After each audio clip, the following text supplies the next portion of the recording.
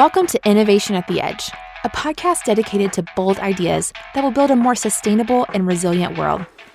We interview global thought leaders and discuss what's new in innovation, and share insights for both entrepreneurs and corporations to build more agile and resilient businesses. Tomorrow's low-carbon and all-electric world will be created by both disruptive entrepreneurs and large corporations, and this podcast provides advice to both on how to scale their ideas. The thing that I've seen that's so different now from when we started is that you do have a community. You have the investors, you have the entrepreneurs, you have the academics, you have the government, you have the corporations, and we're not fighting one another. Maybe we're elbowing each other for deals now, but we're all on the same page. And the syndicates that we're building with corporate investors, with late stage private equity firms, we didn't have that luxury in the beginning. It's just so important to foster that sense of community across the silos and eliminate them.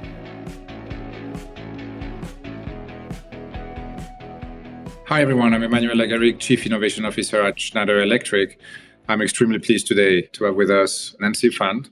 She's the founder and managing partner at DBL Partners, one of the most respected investors when it comes to cleantech and the energy transition in the Silicon Valley and in the world in general. So extremely pleased to hear from Nancy. She was one of the early investors in small companies like Tesla, SolarCity, and others, and she will tell us about that journey and what she thinks about cleantech at that time and cleantech today, and how the world is actually now coming her way when it comes to the energy transition, and many of the points where she was really an outlier when she was investing in those ventures at that time. She was being proven right, and many other things she's now investing in, and definitely someone to follow. Nancy, good to have you. Well, it's wonderful to be here. Thanks for inviting me, Emmanuel. As we said, you're one of the most respected investors when it comes to cleantech worldwide. You founded DBL in 2003. First impact fund. I was actually part of JP Morgan, but that first fund that did Tesla and SolarCity and Powerlight and others, we started in 2003. And then we spun out of JP Morgan to create DBL proper in 2008. So when did you invest in Tesla and in SolarCity? Tesla 2006 and SolarCity 2007. And then we invested in Powerlight, which is now the installing division of SunPower. We're sold to SunPower. We invested in them in 2006 as well. So that was extremely early at a time where nobody would really bet on the electrification of transportation or renewables or decentralized renewables in homes or buildings. What was the feeling at that time? Did you have a hunch that you were, and were you convinced that you were on the, because that was very, very early?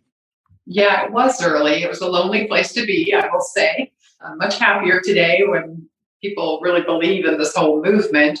But what really sold us was, back then, we saw that Al Gore's Inconvenient Truth, for example, there was the beginning of an awareness forming. My first job out of college, I went to work with the Sierra Club. So this has been a passion of mine for a long time, but also investing in entrepreneurs is something I've always liked doing. So bringing those together was always in my sights, and seeing the increasing popular attention to the effects of climate change, which was small but growing, gave us the confidence to place a bet on a company like Tesla, like SolarCity, where we're paid to look very far into the future. And sometimes we do it right and sometimes we don't. But there was a germ of an idea there that was germinating, basically. And so it was something that didn't seem as risky as it turned out to be. It's that old saying, if you knew how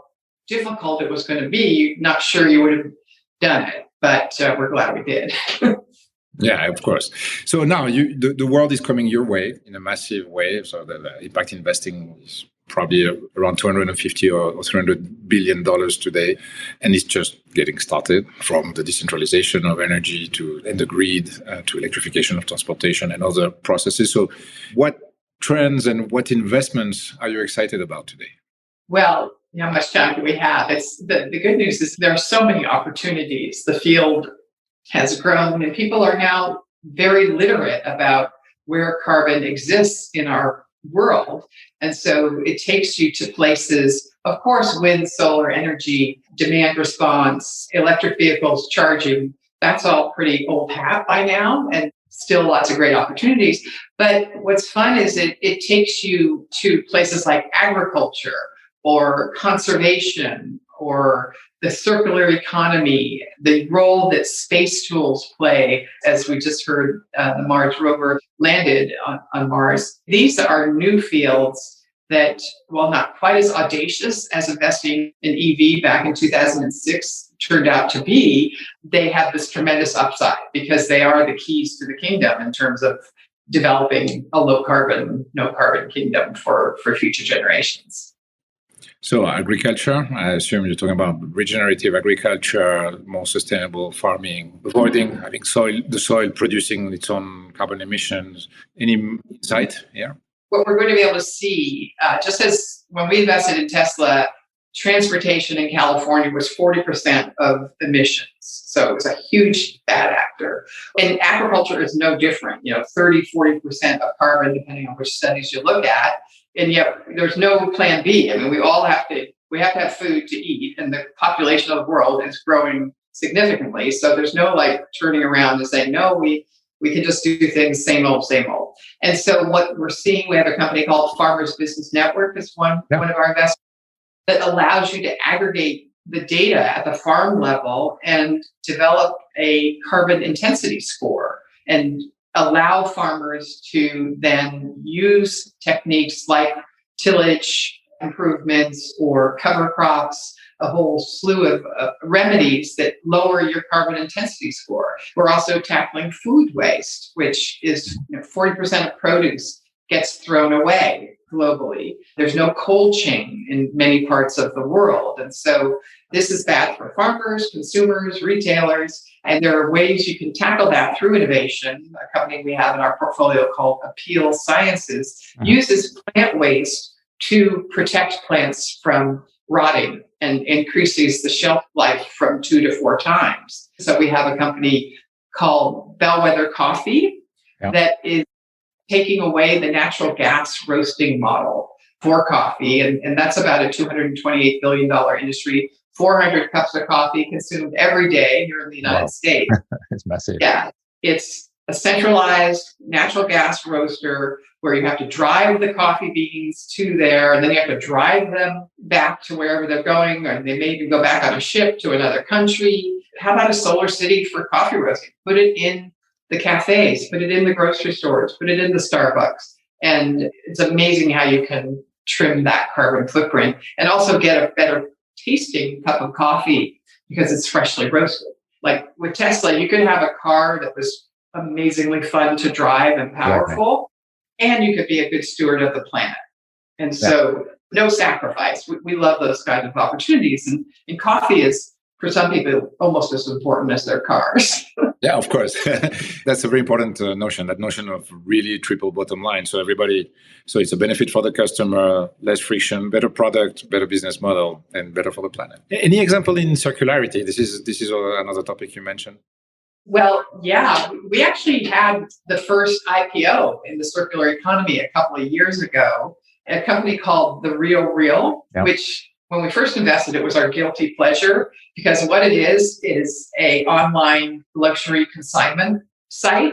So that if you have a Hermes bag or something, or a watch, a Rolex watch, you can buy and sell that on this because it's authenticated. There are no fakes, or very few fakes, so not 100% perfect. And we told the CEO at the beginning, Julie Wainwright, that's not why we're investing. We're investing because it's a woman-led business and we want more diversity. But you don't know this yet, but you are a circular economy company. And she was like, I don't know what you're talking about. We worked with her to do a study, saw that putting clothing and leather goods and jewelry into multiple cycles of ownership, multiple economic cycles, had a profound impact on reducing the amount of water and carbon that your clothing usually does. And so we were able to quantify that. And it turned out to be a major story, a major propellant of the business. And if you look at their roadshow deck, We were so proud because it's a huge part of the story for the IPO investors was this is circular economy for clothing and leather goods and jewelry and such. And to think that when we started, our CEO wouldn't give us the time of day when we told her it was going to be that. So now you're seeing all kinds of innovations. Space tools. This is the third topic you mentioned. So how are you going to improve this planet, with space tools? Oh, sure. The fun thing about space, because we're investors in SpaceX, we're in Planet, Mapbox, which is next gen geolocational mapping. They're satellites that are the size of a bread box and can yet image the Earth, turn those satellites on us, on our planet, and help us understand where is the carbon. Before you can produce carbon, you have to find it, or where are the bad actors. And so our motto with these new space tools and mapping tools as well is that in the 21st century, there will be nowhere to hide. If you are mining in the Amazon somewhere where you shouldn't be, it's not going to take 5 years to find you. It's going to take like 5 days because we have the ability now to image every part of the Earth every day. The Sierra Club will get these images, or the Amazon Protection Network, or we're democratizing access to knowledge about our Earth and allowing citizen scientists and activists to really see what's going on. And of course, that will spur all kinds of prevention. So you're really staying ahead of the curve, because I was saying at the beginning that the world is going your way, thinking about electrification and renewables, but you're already in the next stage, you're already thinking forward. So how do you do that? What's your secret formula? Well, I think it has to do with the fact that this was a passion and a mission that we were willing to stake our careers on a long time ago, because it was just so important. So as traditional venture capitalists, you're always looking around the corner and trying to predict what's going to happen. But when you're a climate investor, you do it with a different sense of urgency. And so you're willing to take certain risks as long as you understand the ecosystem, and that the corporations like yours or the governments play an active role, unlike some of the more traditional tech investments, then that minimizes your risk. So I guess what I would say is that because we understand how to get through some of the barriers, we are willing to open our lens a lot more than others. And in a portfolio, not everything's going to be a home run. So we're okay with failures here and there as long as we make up for them. And what will be the role of the Silicon Valley here? Because, usually entrepreneurs or VCs would tend to focus on anything that can be developed with two guys in a garage, right? So software and with high scalability. But cleantech, in many cases, where it's harder problems to solve, long-term trends, sometimes it's capital intensive, like Tesla was, for instance, in your case. So you see a lot of people in the Bay Area were a bit like, no, we don't do this. What will be the role of the Silicon Valley? Because arguably it has always been, and it is today, the center of innovation for the world and true force. Is the Silicon Valley going to get on that bandwagon too, or is it going to happen somewhere else? What's going to happen? It's a good question. First of all, I welcome the distribution of venture capital investing across the world and into historically underserved markets, constituencies, nations, continents. And we, as a firm, are very intent on broadening the geographic reach of venture capital. We feel that some of the divisions in our society between the coasts and the heartland in the United States are because, we never talk to one another, and we have stereotypes about one another, and working together on fascinating new technologies and companies can help bridge that divide. So as an impact investor, we're all for that. As to whether Silicon Valley will remain sort of be relevant, I think the answer is yes. Certainly what you're saying, when we first invested in Tesla, I'll never forget, a very well-meaning colleague of mine in the venture industry took me out to lunch at the Woodside Pub, or one of those watering holes, the storied Silicon Valley restaurants. Yeah. And, in a very polite way, but just kind of said, what are you doing? Silicon Valley doesn't invest in cars. Get a grip. You've got this new fund.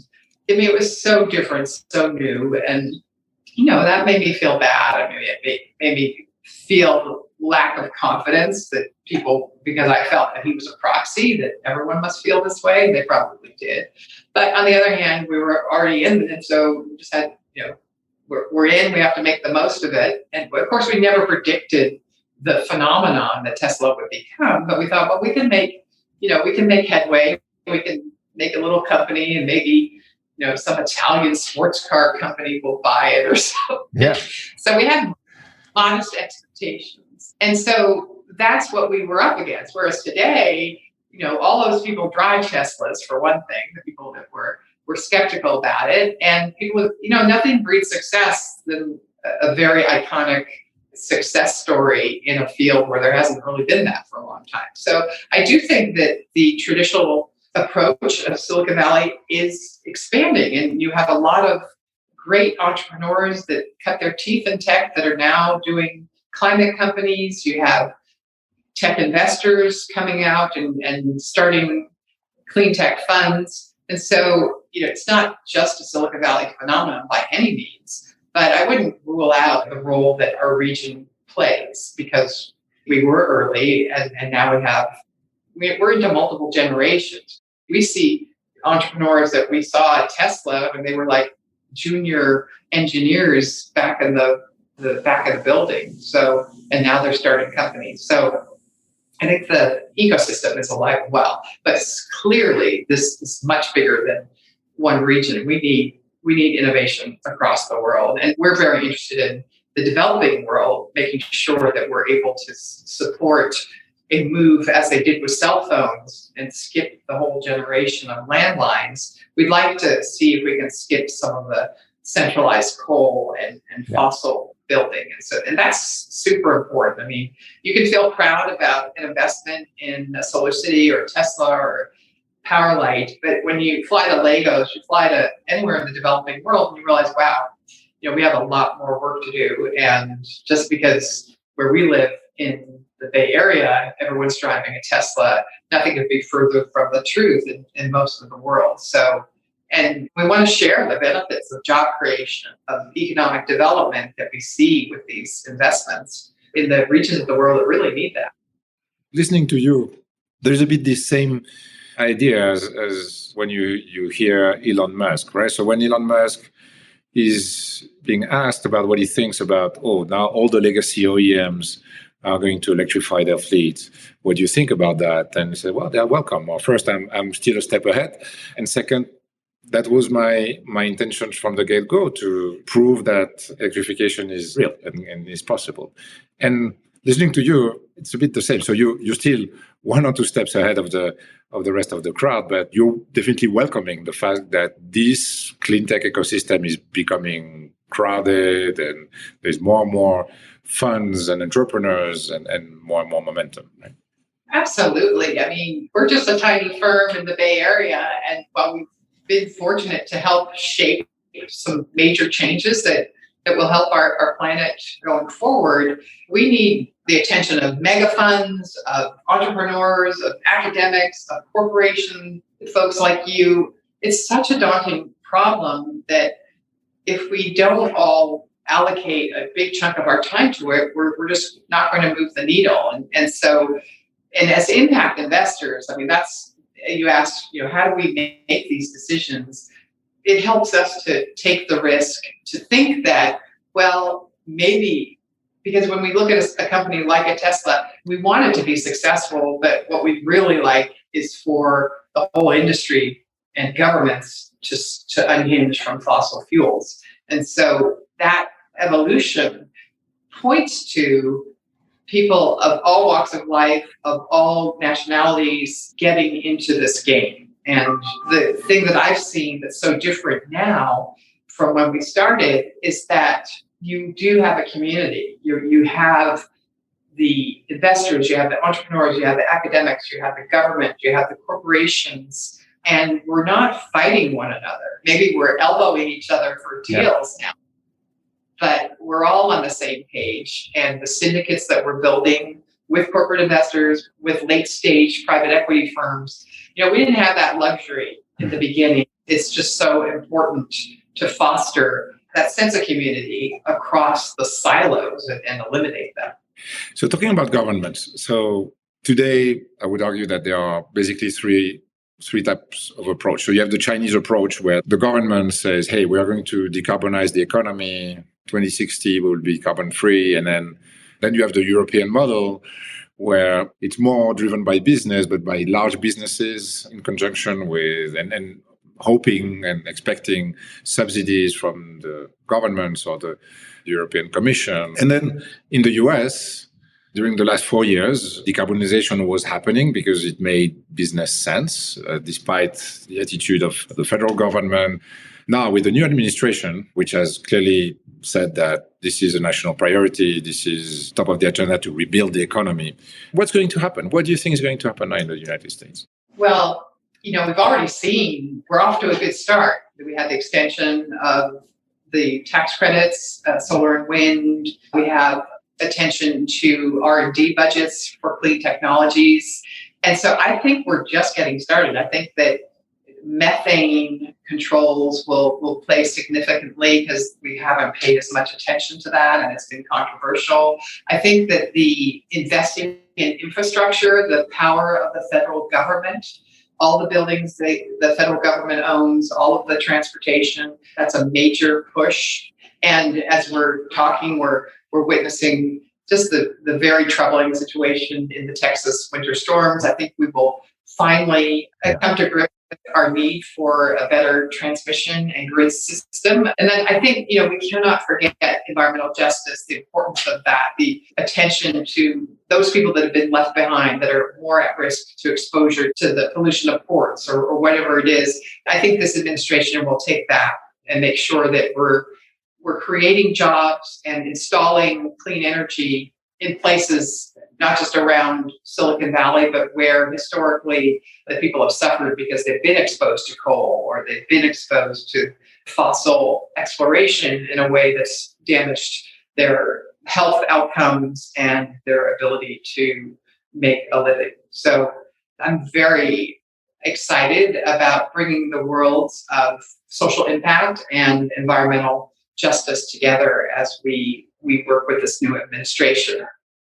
So talking about diversity and inclusion and inclusive capitalism, which is something that's very important to us at Schneider Electric, and that's true. So now, because people like you have made the case, have proven it, that you can really create jobs with a greener and cleaner economy. So it's really beneficial for everyone. And decarbonizing the economy not only is good for the planet, is you create new businesses, you create wealth, and you create jobs.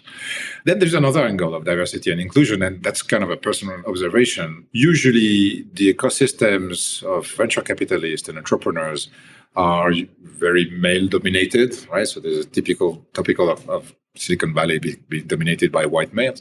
But in cleantech, there are a lot of very successful women. Why are there more women in cleantech? Well, I'm really glad you noticed that. And while we obviously have a ways to go to create parity, but it is a huge joy in this work to sit at a table or on a panel where there are men and women. Yeah. And having up in venture capital, for many years, you're right, it has been dominated by white men. That has been well documented. I will say it's changing. And I think that one of the reasons that women are attracted to this is perhaps because they didn't fit so well into the traditional norm of our industry for reasons that we've talked about. Yeah. And so they had less to lose, really. And I think that bringing together what's important to you in terms of your passion, your mission in life with your job, which is what impact investing is all about. Women are in this field at higher levels, in part because they haven't been as vested in the status quo for historical reasons. So I think that's one reason that you see a more encouraging profile, although I can't help but say we need to keep working at it. And of course, we need to work on ethnic diversity as well. Of course. Well, Nancy, it was a real pleasure to have you. And thank you very much for sharing all those insights and for your time. I mean, real great honor to have a so successful, I was there to say, almost iconic figure in the world of clean tech investment. So thank you. Thank you very much for your time. Any word of conclusion or last comment you want to make? Well, first, I want to thank you, Emmanuel, and your team, and more broadly, the Schneider Electric team, who we just constantly work with and run into. And the lens that you bring to this is so important to our work and to change more broadly. So we appreciate the corporate vision that you all have and the norms that you live by. And I would just what I always say is this field is just getting started. It's so uplifting, inspiring to work with the people that are out there developing the new technologies or business models, and to pull together your goal in life of course, making a living for you and your family, but also having it be more than a living, having it be a cause, having it be a calling. That's all possible today. And unlike perhaps, when I started out, it was more compartmentalized. And so I just urge people to jump in, and because together we can solve these problems and create those iconic companies and products that our children and grandchildren will enjoy. Wow, that's brilliant. Nancy, thank you very much. Thank you.